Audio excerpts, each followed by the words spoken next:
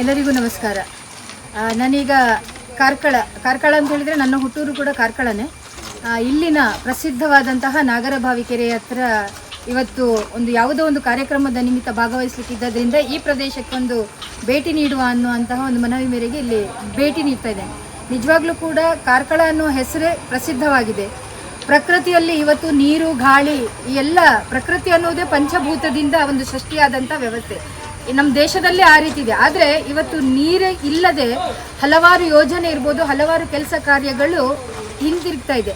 ಆದರೆ ಕಾರ್ಕಳದಲ್ಲಿ ವಿಶೇಷವಾಗಿ ರೋಟರಿ ಅವರ ನೇತೃತ್ವದಲ್ಲಿ ಅದರ ಅಧ್ಯಕ್ಷರಾಗಿರುವಂಥ ಈ ಹಿಂದಿನ ಅಧ್ಯಕ್ಷರಾಗಿರುವಂಥ ನವೀನ್ ಚಂದ್ರ ಶೆಟ್ಟಿ ಅವರ ನೇತೃತ್ವದಲ್ಲಿ ಈ ಒಂದು ಕಾಮಗಾರಿಗೆ ಎಲ್ಲರೂ ಒಟ್ಟು ಸೇರಿ ಊರಿನ ಪ್ರಮುಖರು ಮತ್ತು ಎಲ್ಲ ದಾನಿಗಳ ಸಹಕಾರದಿಂದ ಅವರ ನೇತೃತ್ವದಲ್ಲಿ ಈ ಒಂದು ಕೆರೆಯ ಅಭಿವೃದ್ಧಿಯನ್ನು ಮಾಡಲಿಕ್ಕೆ ಅವರು ಮುಂದಾಗಿದ್ದಾರೆ.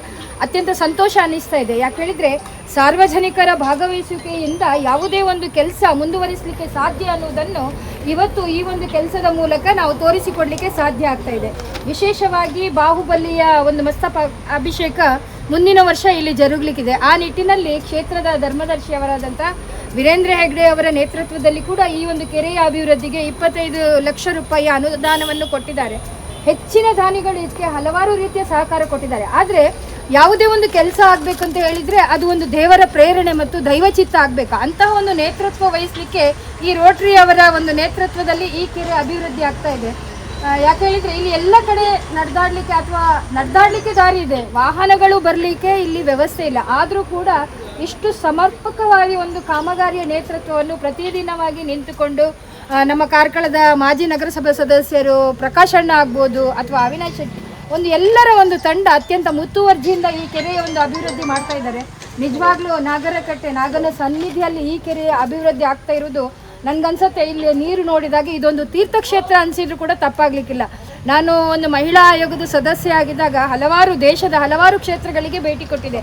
ಅಲ್ಲಿ ಹಲವಾರು ಕೆರೆಗಳನ್ನು ನೋಡಿದಾಗ ಆ ಕೆರೆಯನ್ನು ಮತ್ತು ಆ ಸ್ಥಳವನ್ನು ನಾವು ವೀಕ್ಷಿಸಿದಾಗ ಮತ್ತು ಸ್ಪರ್ಶಿಸಿದಾಗ ನಮಗೆ ಅಲ್ಲಿ ಏನೋ ಅತ್ಯಂತ ದೈವಶಕ್ತಿಯ ಕಳೆ ಇದೆ ಅಂತ ಅನ್ನಿಸ್ತಾ ಇತ್ತು. ಆ ಒಂದು ಶಕ್ತಿ ಈ ಕೆರೆಯಲ್ಲಿ ಕೂಡ ಇದೆ ಮತ್ತು ಈ ನೀರಿನಲ್ಲಿ ಅಂತಹ ಪಾವಿತ್ರತೆ ಇದೆ. ಈ ನೀರಿನ ಒಂದು ಗುಣಮಟ್ಟ, ಯಾಕೆ ಹೇಳಿದರೆ ನೀರನ್ನು ನಾವು ಗಂಗಾ ಮಾತೆಗೆ ಹೋಲಿಸ್ತೇವೆ.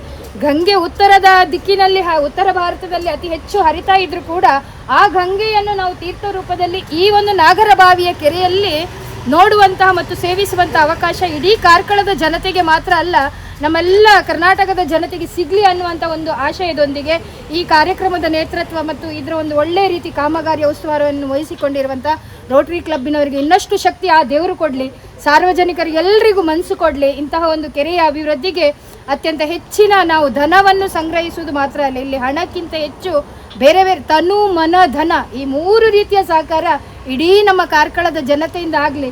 ಈ ಒಂದು ಅಭಿವೃದ್ಧಿಯ ಕೆಲಸ ಕಾರ್ಕಳಕ್ಕೆ ಮಾದರಿಯಾಗಿ ಹೊರಹೊಮ್ಮಲಿ ಅನ್ನುವಂಥ ಒಂದು ಆಶಯವನ್ನು ನಾನು ದೇವರಲ್ಲಿ ಪ್ರಾರ್ಥಿಸುತ್ತಾ ಇವತ್ತು ಈ ನಿಜವಾಗ್ಲೂ ಕೂಡ ನನ್ನ ಸೌಭಾಗ್ಯ ಅಂತ ನಾನು ತಿಳ್ಕೊಳ್ತೇನೆ. ಇಂತಹ ಒಂದು ಪ್ರದೇಶಕ್ಕೆ ಹಲವಾರು ಬಾರಿ ನಾನು ರಸ್ತೆಯಲ್ಲಿ, ನನ್ನ ಹುಟ್ಟೂರಾದ್ರಿಂದ ರಸ್ತೆಯಲ್ಲಿ ಹೋಗುವಾಗ ಕೆರೆಯನ್ನು ನೋಡ್ತಿದ್ವಿ. ಆದರೆ ಸ್ವತಃ ಈ ಕೆರೆಗೆ, ಈ ಪರಿಸರಕ್ಕೆ ಬಂದದ್ದು ನಾನು ಹುಟ್ಟಿ ಈಗ 50 ವರ್ಷ ಆದರೂ ಇವತ್ತು ಬಂದಿದ್ದೇನೆ. ಅಂತಹ ಒಂದು ತೀರ್ಥಕ್ಷೇತ್ರವನ್ನು ನೋಡುವಂತಹ ಮತ್ತು ಈ ನದಿಯ ನೀರನ್ನು ನೋಡುವಂಥ ಸೌಭಾಗ್ಯ ಸಿಕ್ಕಿದ್ದು ನಿಜವಾಗ್ಲೂ ಕೂಡ ಪುಣ್ಯ. ಒಳ್ಳೆ ರೀತಿ ಕೆಲಸ ಆಗಲಿ ಅಂತ ಭಗವಂತನಲ್ಲಿ ಪ್ರಾರ್ಥಿಸ್ತಾ ಇದ್ದೇನೆ. ಈ ನಾಗರಭಾವಿಯ ಒಂದು ಕಾರ್ಯ ಏನಿದೆ ಅದು 2ನೇ ಹಂತದ ಕಾರ್ಯ ಆದಷ್ಟು ಮುಗಿಯುವ ಹಂತದಲ್ಲಿದೆ.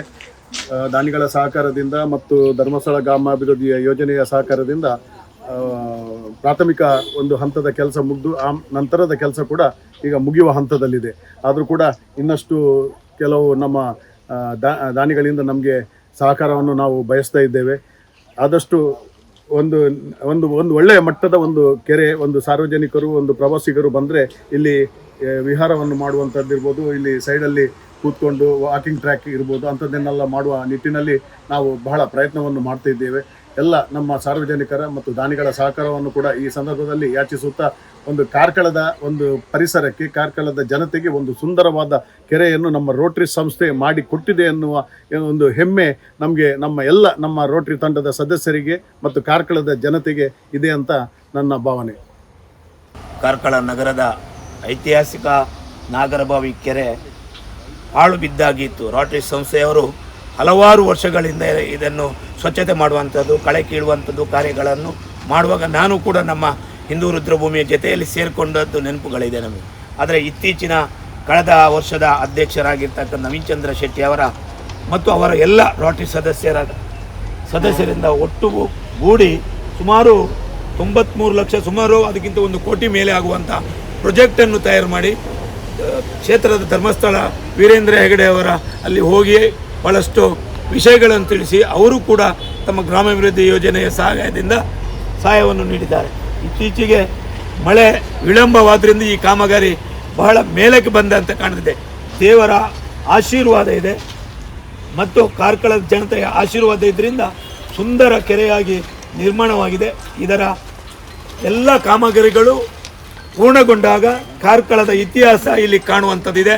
ಮುಂದಿನ ವರ್ಷ ಮಹಾಮಸ್ತಕಾಭಿಷೇಕದ ಸಂದರ್ಭದಲ್ಲಿ ವಿಶೇಷ ಸ್ಥಳವಾಗಿ ಬಾಹುಬಲಿಯ ಬೆಟ್ಟದ ಎದುರುಗಡೆ ಇರುವ ಚತುರ್ಮುಖ ಬಸದಿ ಪಕ್ಕದಲ್ಲಿ ಇರುವಂಥ ಈ ನಾಗರಬಾವಿ ಕೆರೆಗೆ ಕಾರ್ಕಳದ ಜನತೆ ಇದಕ್ಕೆ ಸಹಕಾರವನ್ನು ನೀಡುವ, ಎಲ್ಲರೂ ಇದರ ಜೊತೆಯಲ್ಲಿ ಪಾಲ್ಗೊಳ್ಬೇಕಂತ ನನ್ನ ಮಾತಲ್ಲಿ ವಿನಂತಿಯನ್ನು ಮಾಡ್ತಾ ಇದ್ದೇನೆ.